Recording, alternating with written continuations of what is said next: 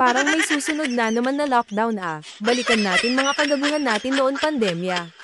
Classroom may batas, bawal lumabas o bawal lumabas.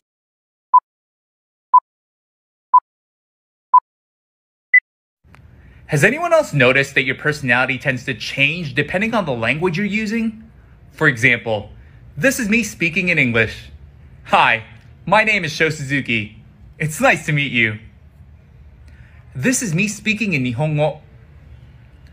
Ah, hajimemashite. Suzuki to moshimasu. Yoroshiku onegai shimasu. Ah, hai. Hai. Yoroshiku onegai shimasu. And this is me speaking in Tagalog.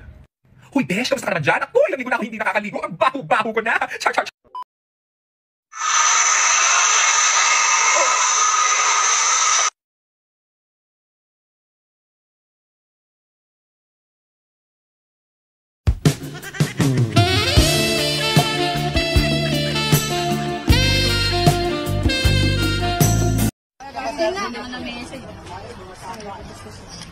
Tapos na pre, siwasan ha?